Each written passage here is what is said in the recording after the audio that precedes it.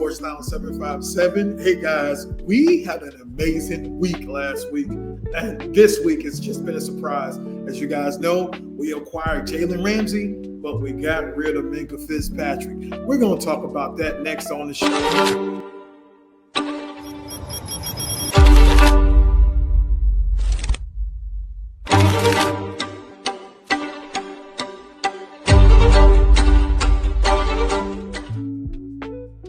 Hey, welcome to the Sports Lounge 757. I'm your host, Tavius. Welcome back, guys. I hope you had an amazing week.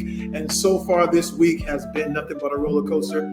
As you guys know, we have a new cornerback. His name is Jalen Ramsey. Yes, Jalen Ramsey from the Miami Dolphins. He got a $1.5 million increase in his check. Right now, he is making $26 million. But the caveat for that was we traded Minkah Fitzpatrick.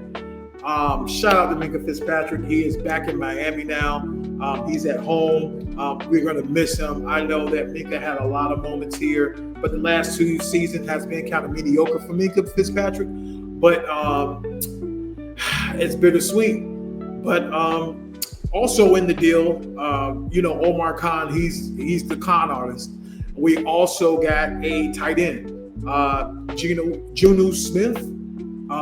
He's had an amazing year last year as a tight end for Miami. We got him we traded a 5th round pick, and we're getting a 7th round pick for Juju, which I'm thinking that with the new look offense with Aaron Rodgers, Darnell Washington, we also have God knows Pat Freiermuth, now Juju, and Connor Haywood. We're going to start running a lot of 13 personnel, guys. So get ready for that. I think Arthur Smith, and that's what he wants to do. I think he has a competent quarterback in Aaron Rodgers to understand how to run this type of offense. I think this year's offense will be explosive if we can get the play action and Aaron Rodgers take the middle of the field like he should. So I'm interested in to see how that's all going to play out. But Jalen Ramsey, guys, how do you guys feel about him, man? I mean, he's locked down some good receivers, and I don't know if you guys know, he had a good series with DK Metcalf when he was a Ram, when Jalen Ramsey was playing as a Ram. I like Jalen Ramsey. He's in his 30s. People are saying that he's kind of at the end of his career, but he was playing with not a good defense last year with Miami, and a lot of their safeties didn't really help out in their defense. But I think he's under a better fit with the Steelers defense. Of course, we have Beanie Bishop, we have Corey Trice back there. We also got Joey Porter Jr. back there that's going to assist, and also your boy that just got signed, Deshaun Elliott. So I think our defense is going to be legit this year. I am so optimistic on this defense, but I'm just a little upset, man, because Minkah, he had his magic moments, but the last 2 seasons it just didn't fall in place. But let's talk about Aaron Rodgers, though. Aaron Rodgers, discount double check. He is in his 40s. Aaron Rodgers, this is his last season. He said this on Pat McAfee's show. This is his last hurrah. And in my humble opinion, I think Aaron Rodgers may have a good season this year, especially with a better offensive line than he had with the Jets. I think Aaron Rodgers will show that he still got it. And this is a make or break a year for him.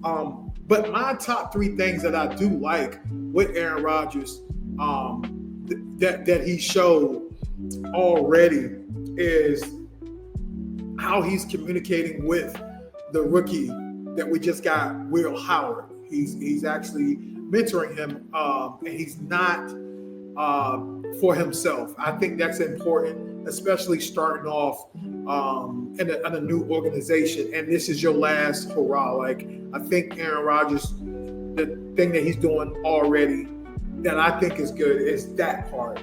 Will Howard is saying nothing but good things about him and how he's taking his time to show him the different progressions throughout the rookie minicamp. And I think that's going to continue more in a few weeks when we start having the minicamp that actually happens in Latrobe. Aaron Rodgers is also, he's already talking to, the Steelers media. He's talking about himself, but he's also talking about team first. And that's, and I know that's the right thing to say, just because you are under a new organization and you know that this is your last season. But I'm loving the things that he is talking about, period. And it just gives me nothing but hope with this dude. But he was on the Pat McAfee show, and he was just talking about meeting up with Cameron Haywood and some other guys that were at this cookout. And, I guess it was more of a team building, get together. But this is what he had to say, y'all. Y'all check this out. I had a good time, man. It's fun. I was doing a bunch of events out there, so I got out there, went to Tomlin's house for a barbecue, went to Cam Hayward's house for a barbecue, did Cam's golf event on the Monday, had a good time. So just meeting the guys, get to know the guys. It's strange that there's no names on the back of the jerseys, so it's all facial recognition. And I'm pretty damn good with names, but it would help if there was like a name on the back that you could, lock that in with some of the guys you haven't quite fully got to talk to yet. Forget the opponent. They're nameless gray faces. I don't care about their offense, their defense. It's all about us. The nameless gray faces is brilliant. Like, that's brilliant, especially because reporters always ask, how do you feel about the next opponent? This is a really short way of saying that every opponent is an important opponent. We're not going to get into this worry about who they are. So I think it's a clever thing. And I like the phrase too. I think it's pretty, it has this nice rhythm to it, nameless gray faces.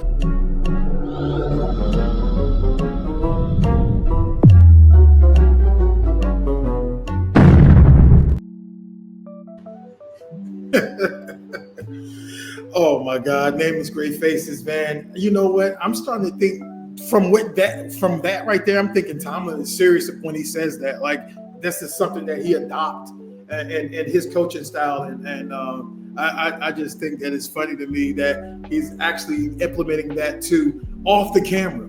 So I think Tomlin is really crazy, y'all. But what you guys think of that, though? But I'm hoping that Aaron Rodgers really pulls it out this year. And being 41 years old, you're not as mobile as you used to be. But I have faith in our offensive line that they will get everything together to kind of hold them upright. Darnell Broderick Jones is going to rotate over from the right side over back to his home position on the left side of the offensive line, as what he played in Georgia. So I think that's going to help Broderick Jones advance his career because, as you know, this is a put up and shut up season for Broderick Jones as far as him being a rookie. And then also we're getting Troy Falatanu back that will be on the right-hand side that I thought was a good pickup in 2024 draft, but he got injured after the Denver Broncos game. So Troy Falatanu, he has something to prove. And don't forget, we still have our veteran, what's his name? Isaac Seumalo. So Isaac Seumalo, the veteran, we got Broderick, we got Troy Falatanu, and then we also have our rookie Zach Frazier, which had a bomb season last year. I think this offensive line is better than what we think, Steelers fans. So I'm very optimistic on the outcome, and we're going to see how things progress during Latrobe and the Steelers training camp. But Aaron Rodgers, man, shout out to you, man, and hopefully, everything turns around in your favor. So let's go ahead and we're going to pivot to George Pickens. Now, you would think that Pickens is out of everything. He's been a crash out for the Steelers. George Pickens, he's an interesting guy. He's very talented. Don't get me wrong. I love his play, but he needs a little bit maturing in my book to be a NFL wide receiver, and hopefully he gets that chance over there in Dallas. But he's going to have competition with CeeDee Lamb, and so hopefully watching how CD conduct himself as a professional, George Pickens will catch on to that. But the reason why it's titled "Come On Pickens" is because not too long ago, George Pickens had he agreed to a camp that was for the kids' youth camp, football youth camp, but he already had committed and said that he was going to go and show himself. You had parents that had already paid for this mini camp to see George Pickens, and something happened to where I don't know whether Pickens just didn't feel comfortable coming back to Pittsburgh to be a part of this camp for the youth. It's the summertime. You're an athlete. You already committed to seeing these kids, and these kids are looking forward to you, George, and you just completely canceled your whole visit.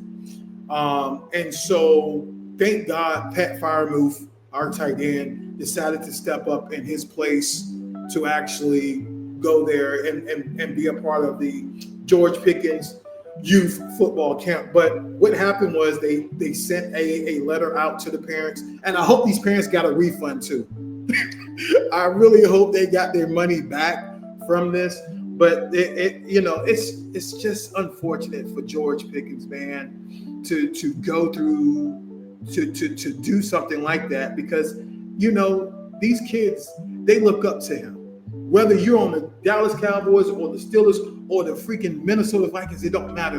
The kids look up to you, and this is a terrible way of starting your career after being traded to the Cowboys. But they submitted a letter to the parents, and it says, thank you for your patience in regards to George Pickens youth football camp. It's scheduled for June the 28th at Highmark Stadium. As many of you know, George Pickens was traded to the Dallas Cowboys on May the 7th. Immediately following the trade, our team contacted George's representation to confirm whether he would still honor his commitment to the Steelers, to the Pittsburgh Steelers event. We promptly assured that George Pickens remained committed to the camp and intended to show up for the families who had registered. Based on that confirmation, we communicated this directly to you via email and text on May 9th. Unfortunately, as of this week, True Edge, which was the sponsor, they was notified by George Pickens' team that he had decided to walk back on his word. Now, unfortunately, our team at True Edge was fully prepared to host the camp this Saturday because we were, led to believe that George would have followed through on his commitment. His sudden decision to back out not only reflects a disappointing lack of accountability, but it also shows that the disregard for families and children who were excited to meet him. So, it says they're incredibly disappointed by his actions, and his actions do not express the goals or motives of True Edge Sports. And end quote from True Edge Sports. Think about that. Y'all let that sink in. Yeah. So Pickens, man, you get it together, bro. Get it together. I want to see you flourish in your career, but if you continue to just be a crash out, to be irresponsible, bro, all you do is you play football. And look, I am no athlete by any means, but at the end of the day, when it comes down to the kids, this is the youth. Honor your word. It's not like you're playing a game, right? Training camp hasn't even started yet. So whether you're in your feelings about how you will let go with the Steelers organization and things of that nature, then put that behind you, and go out there and shake these kids' hands, man. They were excited to see you, man. So Pickens, man, you know what? I'm not gonna give you a cheer, man. I'm just gonna give you one of these, bro. I don't know what else to say, but you know what? Jerry Jones, Dallas Cowboys, he's your problem now. So I want to get off the Pickens train, and I hope Pickens, you tighten up, brother. You know, they deserve more. But yeah, that's all I got to say about that fiasco. And hopefully the parents and stuff, you know, y'all got y'all refund back. And shout out to Pat Freiermuth for stepping up, man, and you know, talking to the kids and being a part of that event. So it's very unfortunate that happened. But we are going to segue over into the last part of the show. As you guys see, I am wearing number 90, TJ Watt. As you can see, TJ Watt is our linebacker, and I am feeling a little nervous, I ain't gonna lie to you, just because we've signed DK Metcalf for $150 million. We already extended Deshaun Elliott's contract. We've already acquired Jalen Ramsey, and we're making all these moves. And Juno Smith from the Miami Dolphins. We've made all these moves, guys. We made all these different acquisitions and trades, but we have not yet signed the number one defensive player in the world in my book. Let that sink in. We have not signed the number one, and that's right, Myles Garrett. I don't care. You can feel how you want to feel, but don't let me pull up TJ Watt's numbers, because I can do that. Look, when it comes down to it, TJ has shown himself from day in and day out that he's a true steal, regardless of how you feel about it. TJ will lay his life on the line just to play for Mike Tomlin. He said that he would retire a Steeler. So Omar Khan, Art Rooney, whatever we need to do, we need to get TJ signed. Forget about what Myles Garrett has gotten, and we don't want to pay this because Myles Garrett is getting like $38 million or something like that, and TJ wants to be the first player, the non-quarterback player, to get paid close to $40 million. TJ deserved it. I think so. I think TJ deserves it big time. And you know, the part that scares me is right now we're doing all this, and I know that we still have Latrobe and we have training camp, and you know he's going to probably hold out. But I think we may sign him. But there are some teams right now in the NFL that are looking for a linebacker. Yeah, there's teams right now that are looking for a TJ Watt. And Commanders is one of them. The Buffalo Bills is another one. And the Green Bay Packers. They need some edge rushers. And so, you know, to even go to that, man, like, yo, we just need to pay TJ Watt, yo. Let's pay him. Pay the man. Stop playing. Because right now it's catching on the media. It is definitely catching on what people are thinking, that we're going to stall and these other teams are just going to give him the money that he needs. Check this out, Who man. should be picking up the phone if Pittsburgh changes their mind and makes TJ Watt available? What team do you think? How about the Washington Commanders? Yeah. I mean, listen, the Commanders are ahead of schedule. We saw the year that they had last year. Obviously, they got a superstar quarterback in Jay Daniels. We saw the team make acquisitions. Deebo Samuel come over, add another weapon. We saw, them add Laramie Tunsil to add more protection around them. I think the one thing when you look at the Washington Commanders on the defense side is lack of pass rush. Sure. Well, guess what? Who can solve that? A guy like TJ Watt, and your superstar quarterback is on a rookie deal. Yeah. That would be, to me, the most enticing reason to go out there and be aggressive and be bold. We see this a lot, Jeremy, with teams with the quarterback on the rookie deal trying to maximize that window, and Washington's moves this offseason have indicated they feel that way. Do you agree with D. Wood? In a hypothetical world where TJ Watt's available, is that the team you'd want to put him on? Yes, D. Wood, when I looked at Washington's depth chart, it just screams, add a pass rusher, add an elite guy there, and then you've got everything you need. The problem is they just don't have a lot of draft picks, making all the trades they did. Deebo Samuel, Laramie Tunsil, Marshawn Lattimore. So Washington still makes the most sense to me, but I want to add another quick team. it would be perfect is the Green Bay Packers, because they were quietly looking around for pass rush this offseason. He's from Wisconsin. It would make so much sense if they could somehow pull that off. Wow, yeah. I mean, you say Washington out of draft picks, but the Pittsburgh Steelers. Yo, I'm telling y'all, why make all these moves, Steelers fans, and then we lose TJ? Right? So that's a concern to me. And, the funny thing is, like, my wife, she's a Steelers fan. She's been a Steelers fan for going on 3 seasons now. But she used to be a Redskins fan, and she got tired of that. She got tired of the Redskins, their organization, and then when they started changing their name and all that stuff to the Washington football team and all that nonsense, so she pretty much said, I'm going with a winning franchise, and this is her jersey, by the way, and I don't blame her, but if the Commanders get her, we might lose a fan. I mean, if the Commanders get him, we might lose a fan, guys. You might lose 2 of them.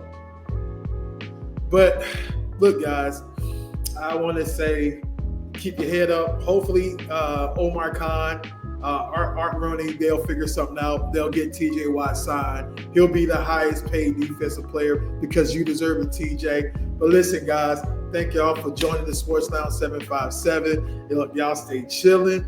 And hey, please subscribe to this channel, y'all. And I'll talk to y'all at a later time, man. Y'all take care of yourself. Stay blessed, all right? Peace.